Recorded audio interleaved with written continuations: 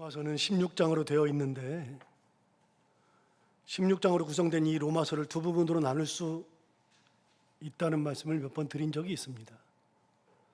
16장 중에서 1장부터 11장까지는 전반부, 그리고 나머지 12장부터 16장까지는 후반부로 나눌 수 있죠. 약간만 더 말씀드리면 1장부터 11장까지의 전반부는 교리 부분으로서 구원에 대한 새로운 정의에 대해서 기록하고 있습니다. 핵심은 무엇인가? 예수님께서 이 땅에 오신 것을 기점으로 그 이전과 이후로 나눌 수 있는데, 그 이전은 구약시대요, 그 이후는 신약시대라고 할 수 있겠죠. 예수님이 오시기 전과 후는 구원의 방법과 내용이 달라졌습니다. 예수님 오시기 전 구약시대에는 하나님께서 유대인이라는 특정한 사람들만을 제한적으로 선택하셨고, 그들에게 율법을 주셔서 율법을 지키는 자만을 구원하여 주셨습니다. 그래서 유대인들만이 선민이 되었고, 그들 외에는 다 이방인이요 구원받지 못했죠. 그렇게 선택된 그들은 율법을 지킴과 끊임없는 제사를 통해서 구원을 받게 된 겁니다. 하지만 예수님께서 오신 이후의 시대인 신약시대에는 더 이상 한 민족만을 구별해서 선택한 제한적 구원의 형태가 아니라 모든 민족을 다 선택해서 구원하시는 보편적 구원으로 구원의 방법과 대상이 바뀌었습니다. 이제 더 이상 율법을 구원의 방법으로 여기지 아니하시고, 대신 십자가에서 피 흘려 돌아가셔서 우리의 죄를 사하신 예수 그리스도를 믿기만 하면 되는 믿음의 시대, 은혜의 시대로 바꾸신 겁니다. 그러므로 유대인들뿐만이 아니라 이방인들 모두 동일한 조건, 즉 예수 그리스도를 믿음으로 구원받는 차별이 없는 시대가 된 겁니다. 그것이 하나님의 뜻이요 하나님의 은혜였습니다. 이제는 누구라도 예수 그리스도를 주라고 고백하기만 하면 모두 구원을 받게 되었는데, 이렇게 된 것은 인간의 노력은 단 하나도 들어가 있지 않고 오로지 하나님의 전적인 은혜에 의해서만 된 거였습니다.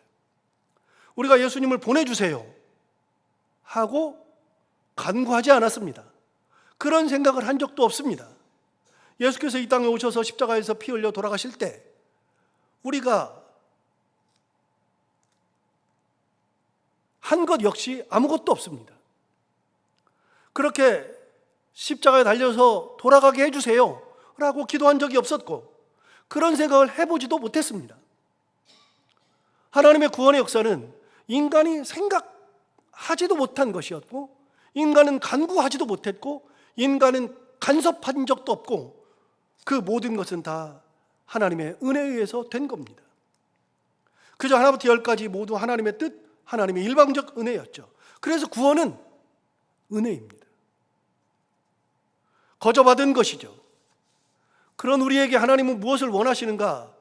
그저 믿기만 하라는 겁니다. 그리고 예수 그리스도를 구주라고 고백하라는 겁니다.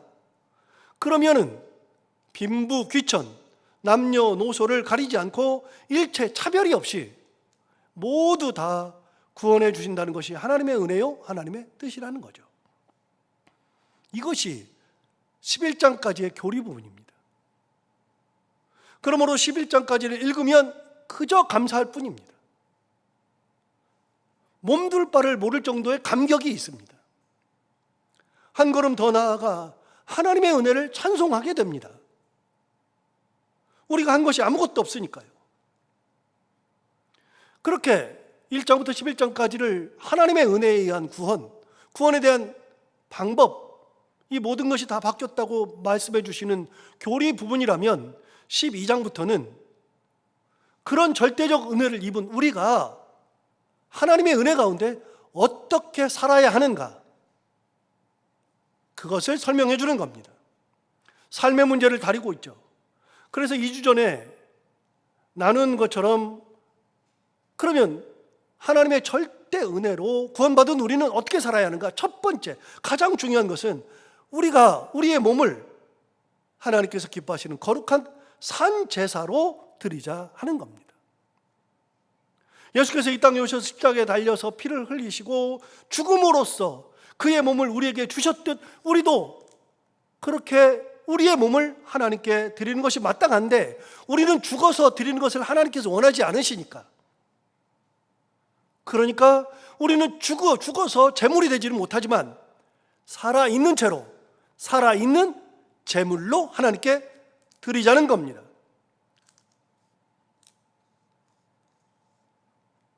여러분, 마태복음 16장 26절에 의하면 사람이 온 천하를 얻고도 제 목숨을 잃으면 무엇이 유익하리요? 사람이 무엇을 주고 제 목숨을 바꾸겠느냐라고 예수님 말씀하신 적이 있습니다. 인간에게 있어서 가장 중요한 것, 그거는요, 목숨입니다. 무엇보다도 소중한 것은 생명입니다. 그런데 예수님은 그 생명을 우리에게 주신 겁니다. 죽음으로써 우리를 사랑하셔서 십자가 지시고 그 몸을 우리에게 주셔서 구원의 완성을 이루신 것이죠. 우리도 당연히 그렇게 드려야 하지만 예수님의 은혜를 가지고 우리의 몸을 죽어서 제물로 드려야 되지만 하나님이 그걸 받는 것이 아니니까 우리가 드릴 수 있는 것은 살아있는 채로 우리 몸을 하나님께 드리는 겁니다. 이것이 영적 예배라는 겁니다. 그렇게 우리가 드리는 영적 예배, 살아있는 채로 드리는, 제물이 되어서 드리는 영적 예배는 하나님이 기뻐하시는 것인데, 그거는 영적 예배는 뭐냐? 가장 중요한 것은 이 세대를 본받지 말라는 거였습니다. 이 세대라는 것은 세상의 풍조를 말하는 것이죠. 이 세상의 풍조는 힘이 지배합니다. 돈이 지배하죠. 권력이 지배하고 자리가 지배합니다. 그러나 하나님께서는 이것을 원하시는 것이 아닙니다. 그 시대, 이 세대처럼 그 지배하는 것들 따라가지 말라는 겁니다. 힘이 지배하는 거, 돈이 지배하고 권력이 지배하고 자리가 지배하는데 그것을 본받지 말라는 겁니다.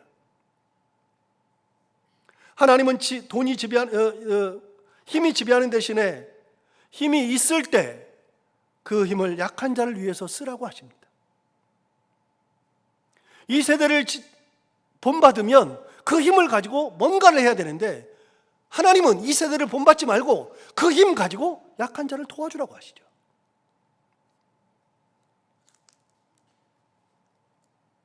하나님은 돈이 지배하는 대신 그 돈을 가지고 약자를 돌보라고, 나누라고 하십니다. 이 세대를 본받는다면 그 돈 가지고 나의 영달을 위해서, 그걸 위해서 써야 되겠지만 하나님은 그걸 가지고, 받은 걸 가지고 약자를 위해서 쓰라고, 나누라고 말씀하시는 겁니다. 하나님은 권력이 지배하는 대신 그 권력을 가장 낮은 이들을 위해서 쓰라고 말씀하십니다. 하나님은 자리가 지배하는 것이 아니라 그런 좋은 자리, 높은 자리 있을 때 낮아지고 섬기라고 말씀하시는 거죠. 세상 것을 본받으면 세상 방법으로 살아가죠. 힘이 지배하니까 내가 힘이 있어야죠. 힘을 쓰면 되죠. 그러나 우리가 드리는 영적 예배는 뭐냐? 은혜를 받은 우리가 하나님 앞에 드리는 영적 예배는 이 세대에 그대로 똑같이 살아가는 것이 아니라 그걸 본받지 말고 하나님께서 원하시는 삶을 살아가라고 하는 거죠.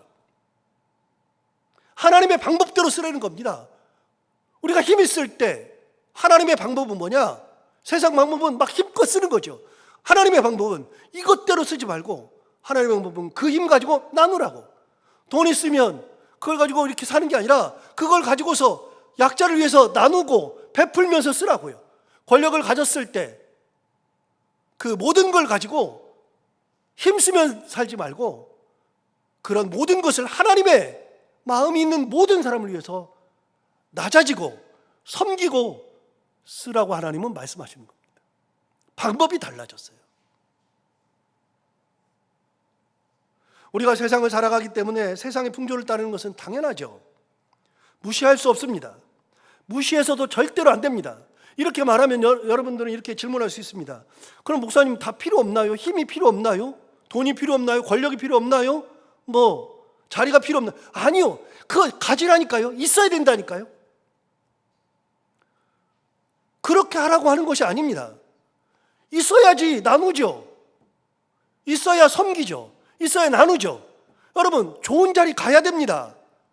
많이 가져야 됩니다. 힘을 가져야 됩니다. 그걸 하나님이 원하시는 방법으로 쓰라는 겁니다.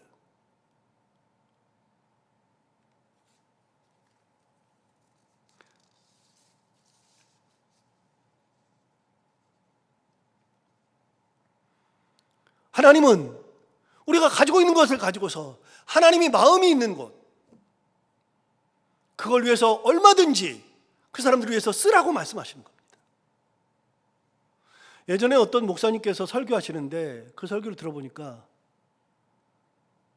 임조자 그거 꺼라, 춥댄다.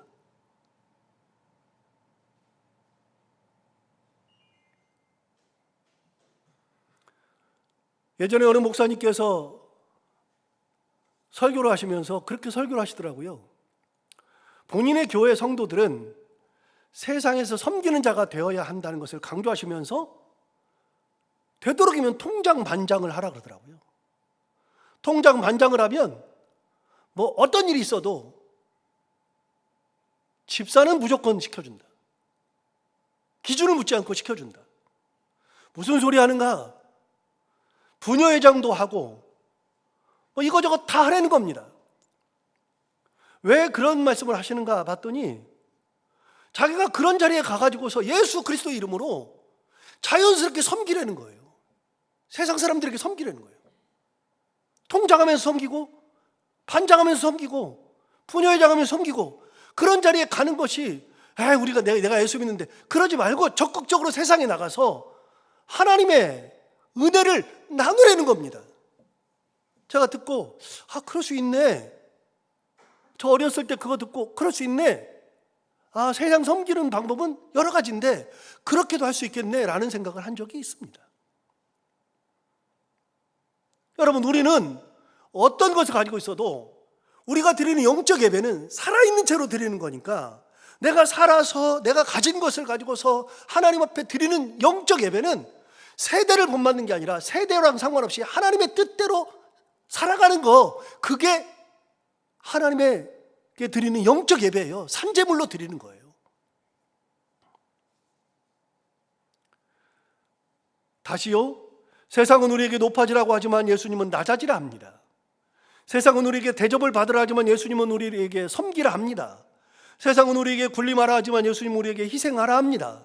세상은 우리에게 누군가 우리의 발을 씻어줘야 제대로 사는 거라고 말하지만 예수님은 우리가 누군가의 발을 씻어줘야 제대로 된 거라고 말합니다. 그게 예수님의 방법이고 하나님의 방법이죠. 세상의 법칙으로 사는 것은 세상 세대를 본받는 삶이니까 우리는 그렇게 살아서는 안 됩니다. 그건 영적 예배가 아닙니다.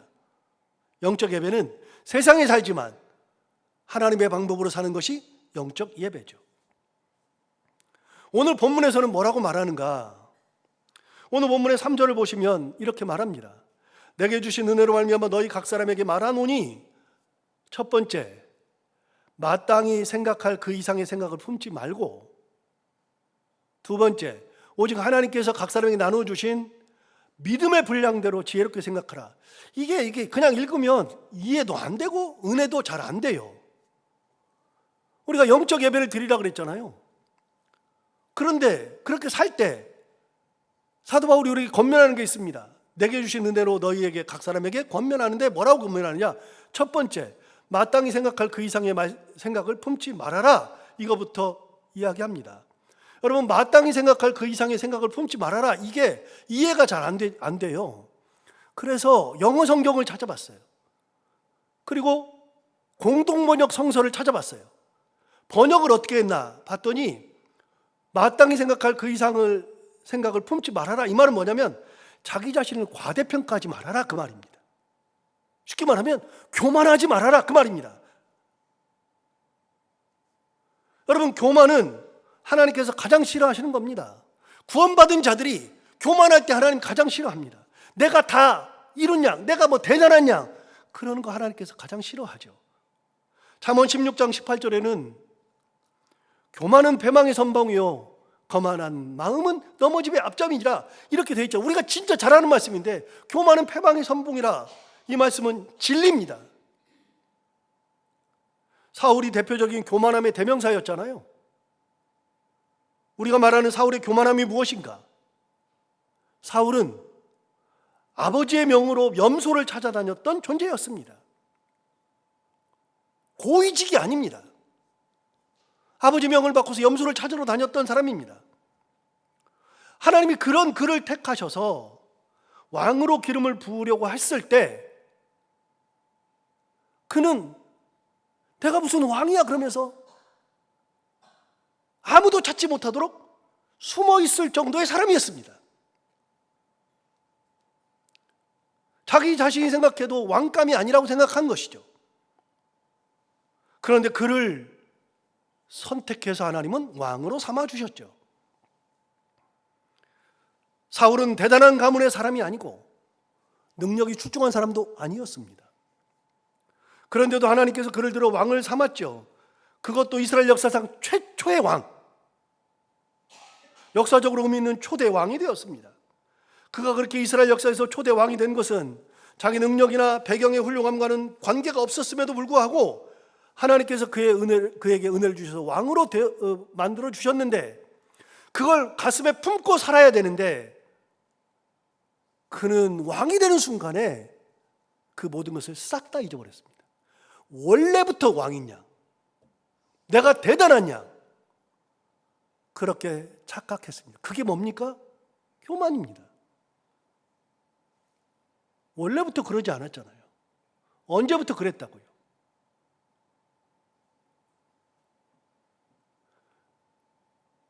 여러분, 교만하지 말아라 그 말은 뭐냐면요, 우리가 흔히 쓰는 말로 하면 까불지 말라 그 말입니다. 네가 잘나서 그런 거 아니다, 까불지 마. 네가 대단한 거 아니야 말씀하시는 겁니다. 그런데 그걸 잊어버리니까 내가 대단한 양, 원래부터 왕이었던 양, 자기 분수를 모르고 그렇게 살았던 사람이 사울이었죠. 결국 어떻게 돼요? 그렇게 교만 떨다가 철저하게 버림받았습니다. 과대망상하다가 그렇게 된 겁니다. 여러분, 우리가 구원을 받은 것은 하나님의 은혜로 구원받은 겁니다. 거저 받은 것입니다. 우리의 노력과는 상관없는 하나님의 절대적인 은혜의 산물입니다. 그러므로 원래 우리 것이 아니고, 그렇다면 우리가 우리 스스로를 과대평가할 이유가 하나도 없습니다. 영적 예배를 살아가는 우리는 우리 자신을 과대평가할 이유가 하나도 없습니다. 우리 자신은 그렇게 대단한 사람이 아닙니다. 은혜로 구원받고 은혜로 여기까지 오는 거죠. 구원만 그러는 것이 아닙니다. 모든 것이 다 그렇습니다. 우리가 가진 거, 이룬 거, 어느 것이든 모든 것은 하나님의 은혜로 받은 겁니다. 건강도 은혜로 지키고 있는 것이고, 재물도 은혜로 받은 것이고, 자리도 은혜로 받은 거잖아요. 은혜가 아닌 것이 하나도 없습니다. 그러므로 그것 가졌다고, 이뤘다고, 조금 더 남보다 많다고 그것으로 교만할 일 하나도 없습니다. 그럼 여러분, 우리 직분은요? 우리가 받은 직분은요? 하나님의 앞에 받은 이 소중한 직분은 얼마나 귀한 겁니까? 그거 하나님이 은혜로 주신 겁니다. 여러분들 얘기할 거 없이 일단 저부터 생각해 보면 더욱 그렇습니다. 제가 목사가 된 것은 대단한 건데, 여러분, 목사가 된 것은 제가 대단해서 그런 것이 아니라 하나님이 은혜 주셔서 받은 겁니다. 사실 생각해 보면 저 역시 다윗과 같은 심정입니다. 아니, 어떻게 나 같은 사람을, 여러분, 저희 집은 전통적으로 불교 집안에 무속 집안이었습니다. 우리나라는 불교랑 무속이 같이 짬뽕이 돼 있어가지고요. 그래가지고 저는 불교가 무속 같기도 하고 무속이 불교 같기도 해요. 무속인들은 절을 자주 가서 뭐 하기도 하고요. 무속인들이 교회는 안 오거든요. 분리됐다고 생각해요. 우리나라 종교 중에 불교인과 무속인은 굉장히 짬뽕돼 있어요. 근데 그렇게 자랐어요. 그런 집안이에요. 도저히 예수를 믿을 수 있는 가정이 아니었습니다. 그런데 그런 저를 부르셨죠. 경제적으로는 최하위층이었습니다. 먹는 거 진짜 부실했습니다. 고기라는 것을 거의 먹지 못했습니다. 요즘은 학교에서 급식을 합니다만 여러분, 저희 또래는 다 학교 다닐 때 급식이 아니라 도시락 싸가지고 다녔잖아요. 그런데 저희 시대에는요, 이렇게 도시락 통이 다 줄줄 샜습니다. 덮어도. 라켓락이 없었습니다. 그래가지고서는 그냥 모든 저희 친구들의 가방이 웬만한지만은요, 가방에서 김치가 흘러가지고 김치 썩은 냄새가 가방에서 풀풀 납니다. 제 가방은 항상 그랬습니다. 저는 고등학교 다닐 때까지 김치에서 벗어나 본 적이 없습니다. 고기 반찬을 싸주신 적이 없습니다. 진짜 어쩌다가 한번 고기 반찬을 먹어본 적이 없습니다. 고등학교 3학년 때까지요. 그러니까 친구들하고 먹을 때도, 밥을 먹을 때 저는 자존심이 세가지고요, 원래 고등학교 때, 중학교, 고등학교 다닐 때 도시락 싸가지고, 여러분도 그러고 다녔지만 친구들이 모여서 먹어요. 모여서 먹으면 이렇게 계란말이도 해오고 뭐 콩자반도 해오고 멸치도 볶아오고 그랬는데 저는 그런 걸 해가본 적이 거의 없으니까요. 맨날 김치니까요. 같이 모여서 먹어봐야 제 거는 그냥 너무, 그러니까 저는 고등학교 졸업할 때까지 친구들하고 같이 밥을 먹어본 적이 거의 없습니다. 혼자 먹었습니다. 자존심이 너무 세니까요, 남의 것을 집어먹으려고 생각을 안 해요. 집어먹으면 너무 자존심이 상하니까 내 것만 그냥 먹어요. 그렇게 자랐습니다. 여러분, 그런 집안입니다. 가정은 웃음기가 별로 없는 그런 집안이었죠. 그런데 하나님께서 저를 부르신 겁니다. 얼마나 대단한 겁니까? 저는 그럴 수 있는 사람이 아닙니다. 여러분은 어떤지 모르겠습니다. 말씀드렸다시피 저희 집에는 6남매인데 저만 대학교를 다녔고, 저만 대학원을 다녔고, 저만 유학을 해서 박사학위까지 받았습니다. 박사학위를 제가 자랑할 만한 마음이 전혀 없지만, 여러분, 박사는 공부의 끝 아닙니까? 그래도 감사한 것은 부모님께 머리는 좀 좋게 받았어요. 머리는 좋았던 것 같아요. 근데 박사학위 하려면 머리만 가지고 돼요? 안 돼요. 그런데 그 모든 것이 다 하나님의 은혜의 선물이었습니다. 교만할 수가 없죠. 여러분, 우리가 뭐 대단해요? 과대망상할 필요가 없습니다. 교만할 이유가 없습니다. 그래서 저는요, 사실 교만하지 않아요. 제 형편 잘 알아요. 다윗처럼 생각하려고 노력하고요, 그렇게 생각해요. 여러분도 똑같을 겁니다. 그래야 맞습니다. 다 감사죠. 근데 저는 몸에 문제가 있습니다. 엄마한테 받은 게 심장이 안 좋아가지고, 심장이 기형입니다. 저도 몰랐는데 가서 심장을 검사해보니 기형이에요. 그래가지고서는 혈관이 반듯하지 않고 혈관이 이렇게 쭈그리쭈그리 왔다 갔다 해요. 그러니까 콜레스테롤이 조금만 있어도 흘러다녀야 되는데 콜레스테롤이 이렇게 하면 여기서 막혀요. 그래서 저는 뭐 고기도 별로 안 먹고 밥도 그렇게 많이 안 먹는데 콜레스테롤이 항상 많아요. 그렇게 혈관이 자꾸 막히려 그래요. 그래가지고 저는 평생 콜레스테롤 약을 먹어야 돼요. 안 먹으면 막히니까요. 몸이 그래요. 받은 걸 어떡합니까? 저는 폐가 안 좋아요. 그래가지고 저는 폐가 안 좋으니까 껐떡하면 기침하고, 조금 공기가 안 좋으면 저는 금방 알아요. 폐가 안 좋아하는데, 그래서 결핵까지도 알았습니다. 21세기에 폐결핵을 알았습니다. 6개월 동안 약을 이만큼씩 먹었습니다. 여러분, 몸이 그래요.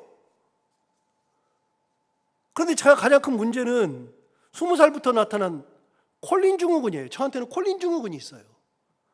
여러분, 생소하죠? 콜린 증후군이 뭔지. 콜린 증후군이라는 것은요, 흔히 빛 혹은 열 알러지라고 말합니다. 그래서 열이 딱 받잖아요. 몸에 열이 받아가지고 몸이 약간 뜨거워지면 온몸이 두드러기가 확 나듯이, 그래서 탁탁 쏴요. 땀띠 걸려봤죠? 그래가지고 요즘같이 더울 때는요, 밖을 나가면 더운 기를 딱 받는 순간에 그냥 온몸이 그냥 땀띠처럼 빵 나요. 특히 등에 나요. 긁을 수도 없어요. 그리고 이 빛이 너무 세니까요, 설교하다가도 가끔씩 콜린이 푹푹 올라와요. 그래가지고 저는 한겨울에도, 지금도 선풍기 틀어놓고 있지만 한겨울에도 여기 뒤에는 난방기가 있는 게 아니라 선풍기가 있습니다. 한겨울에도 조금이라도 뭔가가 약간 흥분되거나 열이 받으면 등에서 쫙 와요. 그래서 설교하던 도중에 오면 설교를 못해요. 너무 힘들어요. 아닌 것처럼 설교하지만. 그래서 한겨울에도 선풍기를 틉니다. 조금이라도 바람이 있어야 돼요. 그래가지고 양복을 입고 설교할 때 땀이 쫙 나기 시작하면 막 견딜 수가 없어요. 가장 큰 거는 잠잘 때가 문제거든요. 여러분, 이불을 깔고 자는데 이불에 있으면 처음에는 시원해요. 저는 여름에 너무 더우면 열이 받으면 또 자다가도 쏘니까요. 그러니까 어떻게 하느냐, 삼배를 갖다가 이불에다가 다 해가지고서 삼배 이제 요를 만들어 놓고 자요. 처음에 시원한데요, 자다 보면 제 열에 그 요가 뜨거워져가지고 그 요 뜨거운 게 제 몸을 다시 와요. 그러니까 몸이 막 뜨거워요. 그래서 자다가 이게 쏘아가지고 일어난 적이 한두 번이 아니에요. 요즘도 엄청 쏴요. 그게 몸이 다 그래요. 그러니까 설교하기에 진짜 너무나도 불편한 몸입니다. 그런데 그런 것을 다 그만두고 하나님이 저를 여기다가 세우셨어요. 생각해보면 너무나도 감사해요. 너무나도 감사하죠. 여러분, 우리 모두 다 이런 병 저런 병 다 알아요. 연세가 들면요, 병이 다 찾아와요. 안 온 사람이 한 명도 없어요. 그런데 그런 병을 알면서도 하나님께서 은혜 주셔서 살아간다니까요. 대단해서 아니에요. 우리 뭐 대단해요? 대단하지 않아요. 절대로. 지금 저희 교회에 아프신 분들이 진짜 많아요. 병원에서 2달, 3달째 못 나오는 딸도 있고요. 기도하는 것처럼 어린아이가 이가 빠진 아이도 있고요. 그리고 철심 박았다 빼기도 하고 등에 혹이 한 10여 년 넘게 있어가지고 혹을 떼어냈는데 겨우 떼고 나왔더니 갑자기 대상포진 와가지고 고생하는 우리 권사님도 계셔요. 아예 집을 못 나오시는 분도 있어요. 교회를 2년째 못 나오시는 분도 계셔요. 그분들이 보시는 것은 인터넷으로 예배 드리는 거예요. 여러분, 우리는요 그렇게 그냥 살아요. 살지만 그럼에도 불구하고 하나님이 은혜 주셔서 그나마 사는 거예요. 그나마. 저는 콜린 때문에 너무 고생하는데요, 이름이 비슷한 병이 있어요. 클론병이라고 있어요. 클론병. 저는 콜린 증후군인데, 제가 아는 선교사님, 우리 주보에 나와요. 크로아티아의 김경근 선교사라고. 우리 교회가 후원하는 김경근 선교사님이라고 있어요. 그분은요 클론병이에요. 클론은 뭐냐, 목부터 항문까지 소화기관인데 소화기관에 어딘가에 염증이 자꾸만 나와요. 그래가지고 계속 설사, 장 같은데. 이 클론은요 난치병이에요. 낫질 않아요. 지금 그 병이 온 지가 20여 년이 다 돼가요. 20여 년이. 어느 날 갑자기 클론이 왔어요. 그래가지고서는 계속 복통, 설사 이런 게 막 찾아오니까 몸이 쭉 빠지고 먹는 것이 너무나도 제한돼요. 아무거나 먹을 수가 없어요. 그래가지고서 막 그것 때문에 진짜 고생하거든요. 그래가지고 그분이 크로아티아에서 한국 오잖아요. 오면은 저를 만나면 제가 맛있는 걸 대접하고 싶은데 사드릴 수가 없어요. 그분은 제한된 음식만 골라서 먹어야 돼요. 그러니까 사람들하고 식사도 제대로 못해요. 그리고 한국에 들어올 때는 반드시 왜 들어오느냐, 거의 90%가 치료받으러 와요. 거기서는 치료가 안 되니까요. 그래가지고 연세대학병원, 뭐 중앙병원 가기도 하고, 목사님 저 왔습니다 그러면 몸이 어떠세요? 그러면 조금 안 좋아요. 그게 답이에요. 그분 생각하면은요 저는요 아무것도 아니에요. 그냥 여러분, 우리가 남들하고 조금만 비교해 보면 나보다 못한 사람들이 진짜 많고요. 내게 주신 은혜가 있으니까 그나마 이렇게 생명 붙이고 살고 은혜 가운데 살아가는 거예요. 여러분, 우리가 직분 받은 것도 하나님께서 은혜 주셔서 우리에게 직분도 주시고 그런 우리를 구원하시고, 여러분, 우리는 세상 살면서 내가 조금 뭔가 가졌다고, 내가 조금 뭔가 더 이루었다고 그런 거 가지고서 교만할 틈이 없어요. 하나도 없어요. 그저 감사합니다. 찬양합니다. 자기에게 주어진 그 생각, 그 이상을 품지 말아라. 네가 뭐 대단하다고 품지 말아라. 뭐 대단하다고 생각하지 마라. 교만 떨지 말아라. 쉽게 말하면 까불지 말아라, 그 말입니다. 은혜 받은 자는 과대망상할 수가 없어요. 그저 감사, 그저 찬양, 그저 은혜. 구원받은 우리는 그렇게 살아가는 겁니다. 은혜로 살아가는 겁니다. 감사하며 살아가는 겁니다. 찬양하며 살아가는 겁니다. 그리고 내게 주신 조금이라도, 내게 주신 것이 건강이라 그러면 건강 가지고 나누고, 그것이 재물이라면 재물 가지고 나누고, 그게 권력이라면 권력 가지고서 나누고, 그러면서 세대를 본받지 아니하고 하나님의 말씀, 하나님의 은혜 가지고서 나누며 살아가는 것이 구원받은 자, 은혜로 구원받은 자의 삶의 도리라는 겁니다. 그렇게 교만하지 아니하고 어떻게 살아가야 되냐? 하나님께서 각 사람에게 나누어 주신 믿음의 분량대로 지혜롭게 생각하라 그랬습니다. 믿음의 분량대로. 여러분, 믿음의 분량이라는 것은 너무나도 귀한 겁니다. 같은 은혜를 받아도요, 똑같은 은혜라도 믿음의 분량에 따라서 그 상황에 대해서, 은혜에 대해서 하나님 앞에 감사하는 정도가 달라요. 믿음의 분량은 너무나도 귀한 거예요. 우리는 흔히 범사에 감사라는 표현을 쓰곤 하는데요, 이게 범사에 감사라는 것은 안 돼요. 일이 있으면 불평도 되고 짜증도 나고, 그게 인간이죠. 안 하는 게 이상한 거예요. 그런데 그럼에도 불구하고 범사에 감사라는 것은요, 믿음이 그만큼 있으면 범사에 감사하게 돼요. 그런 상황에서도 감사하게 돼요. 믿음의 분량이 크면 클수록. 그러므로 믿음의 분량이 커야 합니다. 믿음의 분량이 크면 어려운 시험을 감사로 넘어갑니다. 아무리 힘든 상황이 와도 기도하며 넘어갑니다. 내 뜻대로 되지 않아 괴로워하고 원망해하는 순간에도 원망 대신 찬양하며 넘어갑니다. 그렇게 하나님을 바라보며 지혜롭게 생각하면서 살아가라는 겁니다. 이게 은혜로 구원받은 자들, 아무것도 아닌데 하나님이 구원해 주신 그 은혜의 삶을 살아가는 사람들이 살아가는 삶의 도리인 것이죠. 4절과 5절은 뭐라고 말합니까? 이 9절에 하면 이렇게 말합니다. 우리가 한 몸에 많은 지체를 가졌으나 모든 지체가 같은 기능을 가진 것이 아니래요. 자, 잘 생각해 보세요. 우리가 한 몸에 많은 지체를 가졌어요. 손도 가지고, 발도 있고, 머리도 있고, 눈도 있고, 심장도 있고, 우리 지체가 많아요. 한 몸에 지체가 많아요. 보세요. 우리가 한 몸에 많은 지체를 가졌으나, 그런데 모든 지체가 같은 기능을 가진 것이 아니에요.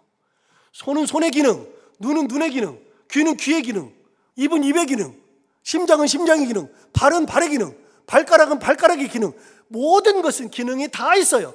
우리가 한 몸에 많은 지체를 가지고 있으나 모든 지체가 같은 기능을 가진 것이 아니랍니다.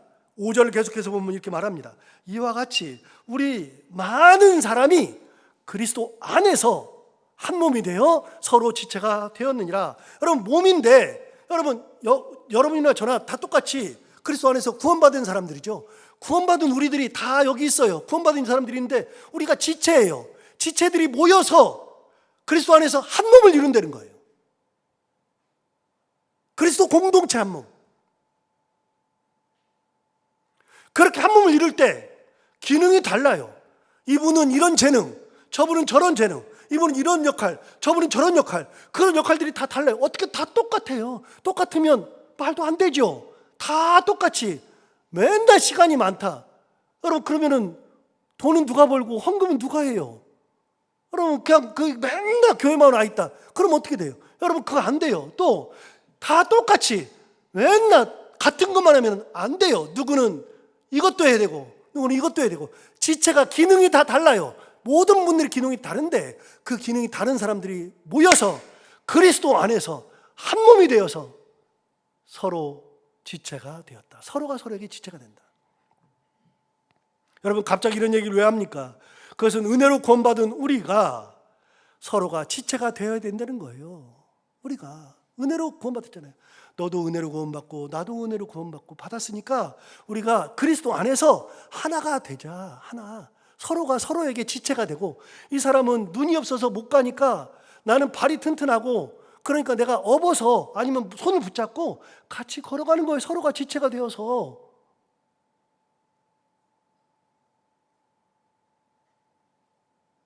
서로에게 각자의 기능이 있잖아요. 그 기능으로 어우러져서 한 몸이 이룬다는 겁니다. 그런데 우리가 그냥 온전한 몸을 만드는 것이 아니라 그 전제가 있는데, 아까 뭐라 그랬냐면 그리스도 안에서 그랬습니다. 그리스도 안에서 한 몸이에요. 그리스도 안이라는 것은 너무나도 중요합니다. 하나가 되어서 누구 안에서 되느냐, 여러분, 누구 안에서 되느냐, 이게 중요한 거예요. 여러분, 어떤 깡패 조직 안에 가면은요, 그 일 하는 거예요. 사기꾼 조직에 가면 그 일 하는 거예요. 보이스피싱 조직에 들어가면 그 일 하는 거예요. 그 역할을 감당하는 거예요. 그리스도 안에서 하는 것은 뭐냐? 그리스도 안에서 하나가 되는 것은 그리스도의 일을 하는 거예요. 제가 한번 얘기한 적이 있는데, 제가 영락교회에서 청년부 목사로 처음에 들어가서 2년을 사역했습니다. 영락교회에서 청년부 목사로 2년을 있었는데, 그때 청년들을 데리고 북중 적경지역을 갔습니다. 북한하고 중국하고 적경지역을 저 위에부터 시작해가지고 연길부터 시작해가지고 연병부터 시작해가지고 단동까지 쭉 내려오는 그 접경지역이 있습니다. 이거 굉장히 은혜가 되고 이제 저희도 가려고 지금 생각하고 있는데, 거기를 갔습니다. 이 단동 끝에 가면 빵 공장이 하나 있는데요, 그 빵 공장에서 뭐 하느냐, 빵을 만드는데 그 빵을 가지고서 전부 다 그 단동, 중국 단동 바로 앞에 신우주가 있는데, 신우주에 용천이라고 있습니다. 옛날에 용천에 이제 큰 지진이 난 적도 있고 화재가 난 적도 있어가지고 용천이 다 무너졌었는데, 아무튼 용천 지역이 있습니다. 그 용천 지역에 아이들이 있는데 그 아이들이 영양이 정말 안 좋았어요. 영양이 너무나도 안 좋아가지고 애들이 빼빼 마르고, 그러니까 용천에 있는 아이들을 위해서 빵을 보내는 것이 빵 공장이에요. 영리 사업을 하는 게 아니에요. 모든 빵은 다 만들어가지고 공짜로 북한으로 다 보냅니다. 북한으로 보내가지고 그 아이들이 빵을 먹어요. 그런데 이 아이들이 빵을 먹었는데 방부제를 넣으면 그대로 설사해요. 아이들은 그런 거에 적응이 안 돼가지고, 원래 북한에서 이렇게 이렇게 못 드시던 분들이 와가지고 고기 먹으면 그대로 설사하잖아요. 그런 처럼 방부제 넣은 빵을 먹으면 애들이 그냥 문제가 생겨요. 그러니까 방부제를 넣지 않아요. 그리고 영양이 너무 안 좋으니까 그 빵에다가 뭘 넣느냐, 모든 비타민, 영양제 이런 것들을 다 해가지고서 섞어가지고 우리가 먹는 빵이 아니라 그 아이들에게 영양을 공급해주는 빵을 만들어가지고 계속 보내요. 방부제를 넣지 않으니까 2일, 3일이면 그 빵이 다 쉬어가지고 못 먹어요. 만드는 족족 다 넘어갑니다. 북한으로 다 넘어갑니다. 거길 갔는데 그 빵 공장을 보는데, 야, 정말 이거 비영리 단체인데 진짜 잘 만들었다, 너무나도 귀한 거다, 그렇게 했어요. 가가지고 우리 청년들이 가지고 그 브리핑을 다 듣고 났는데, 거기 맨 마지막에 보니까 이 빵 공장을 후원하시는 분들 그리고 단체가 쭉 나오는데 영락교회 청년부가 나오는 거예요. 제가 청년부 목사인데 청년부가 그것을 보내는지도 몰랐어요. 가서 보니까 청년들이 헌금해가지고서 그 헌금을 어딘가에 썼다고 생각하는데, 나도 모르는 그 헌금이 아이들 중국에 보내는 빵을 만드는 데 쓰여지고 있더라고요. 제가 그때 깨달았습니다. 아하, 하나님의 은혜로 그냥 이 아이들이 하나님 바라보면서 헌금했는데, 내가 그냥 헌금했는데 나도 모르는 곳에 은혜로 쓰여지고 있구나. 은혜로. 여러분, 우리도 똑같아요. 우리도 헌금하잖아요. 우리도 헌금하는 것으로 여기저기 다 쓰여요. 나도 모르는 곳에 다 쓰여요. 하나님의 나라를 확장을 위해서, 하나님의 영광을 위해서 쓰여진다고요. 내가 그걸 생각하고 헌금하는 게 아니에요. 그래서 교회는 헌금 관리가 진짜 중요한 거잖아요. 헌금을 잘 관리해서 쓰여질 곳에 꼭 쓰게 하고, 그러고서 하나님의 영광이 드러나는 곳에 써야만 하고. 그래서 제가 헌금 기도할 때마다 뭐라 그래요? 이 예물은 하나님의 것이오니 쓰여지는 곳곳마다 하나님의 영광이 드러날 수 있도록 하나님 친히 간섭하여 주옵소서. 그렇게 꼭 기도하잖아요. 한 번도 빼놓지 않고 그렇게 기도해요. 하나님의 영광이 드러나는 곳. 여러분, 그리스도 안에서 모인다는 것은 뭐예요? 그리스도 안에서 모인다는 것은 그리스도의 일을 하는 거예요. 다시요, 깡패 가운데 모이면요 그 일 하는 거예요. 사기꾼 모이면요 그 일 하는 거예요. 보이스피싱 모이면 그 일 하는 거예요. 나도 모르게 내가 거기 가면 그 일 하고 있어요. 그런데 그리스도 안에서 지체들이 다 모여가지고, 우리들이 다 모여가지고 우리가 하는 모든 것들은 다 그리스도의 영광을 드러내는 것을 하는 거예요. 이게. 그래서 우리는 구원받은 자들로서 그리스도 안에서 하나가 되는 거예요. 그게 우리가 드리는 영적 예배죠.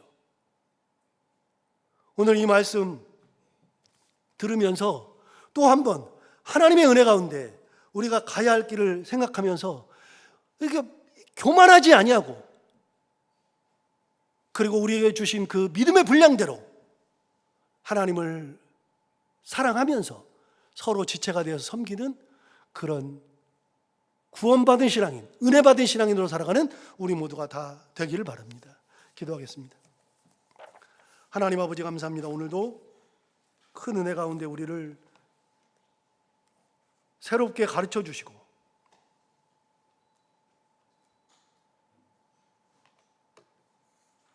어떻게 살아가야 할지를, 구원받은 자로서 어떻게 살아가야 할지를 다시 한번 깨닫게 주셔서 감사합니다. 이 말씀 듣고 우리가 결단하노니 거저받은 은혜에 구원받은 우리가 하나님의 영광을 위하여 우리의 몸을 산 제물로 드리는 영적 예배를 드리며 하나님 원하시는 삶을 살아가는 저희들 모두가 다 되게 하여 주옵소서. 예수님 이름으로 기도하옵나이다.